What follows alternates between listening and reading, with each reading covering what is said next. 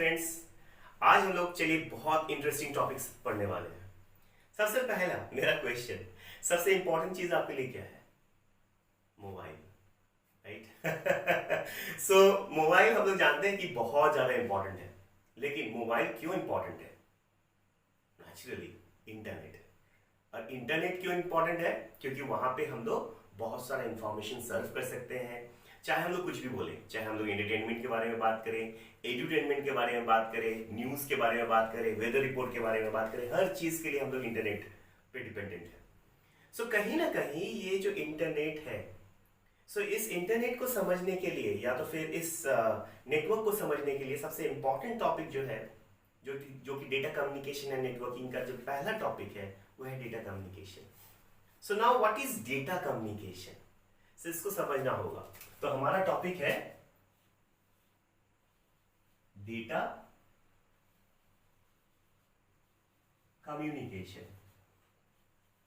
So what is data communication? तो data communication, चलो सबसे पहले हम लोग डेटा पूछते हैं, क्या है data?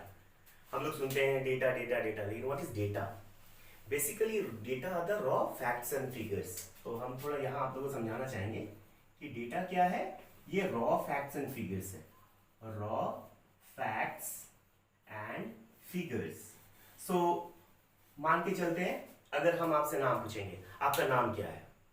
So that is a data, right? If you से योर नेम, सपोज आपका नाम है राहुल, सो this is a data. Clear? आपका एज क्या है? सो सपोज आपका एज है 30, सो this is a data, right? यानी कि राहुल नाम 30 एज, ये आपको समझ में आ रहा है। So this is a meaningful data.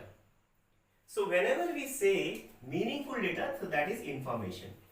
अगर हम लोग इंफॉर्मेशन के बारे में बात करें, so what is information? Information is always, we will say it's a meaningful data, right? So what is information? Information is meaningful data. Now think about this. यही data को हम लोग स्वैप कर लेते हैं। कहेंगे व्हाट इज योर नेम, तो आप लिखेंगे 30। व्हाट इज योर एज, आप लिखेंगे राहुल। तो क्या ये डेटा मीनिंगफुल नहीं रहा, right?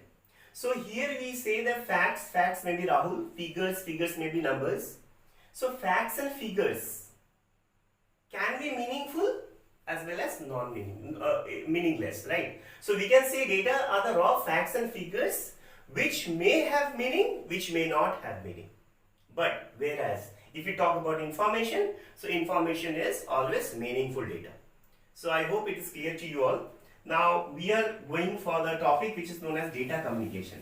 So now let us understand data communication. So suppose right now, कभी-कभी हम हिंदी में आपसे बात कर रहे हैं, कभी-कभी हम इंग्लिश में बात कर रहे हैं।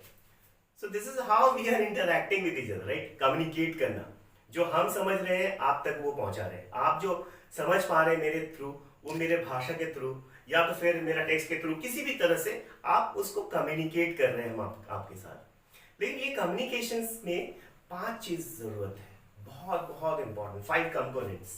सो we used to say these as 5 components. So what are the 5 components? So ये 5 कंपोनेंट्स है। एक हो गया सेंडर, राइट? सो सेंडर कौन है? Right now I am the sender, right? I am sending something to you, so I am sender.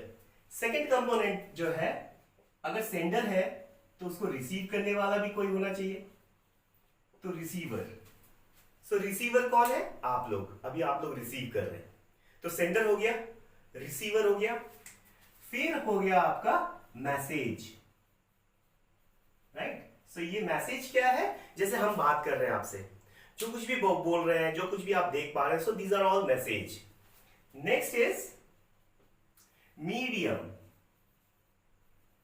Medium का मतलब तो माध्यम, किस माध्यम से जा रहे हैं। अभी हम लोग ऑनलाइन मीडियम से बात कर रहे हैं। इवन आपके फ्रेंड्स अगर आपके सामने खड़े हैं, आप लोग दोनों एक दूसरे से बात कर रहे हैं, कम्युनिकेट कर रहे हैं, तो कहीं ना कहीं क्या है वो कहीं ना कहीं आपका एक माध्यम है। हवा के माध्यम से, फ्रीक्वेंसी के थ्रू हम लोग बात कर रहे हैं। चलो ये अभी समझ में शायद नहीं आए, लेकिन माध्यम तो रहेगा ही, बिना मीडियम का कुछ नहीं हो सकता।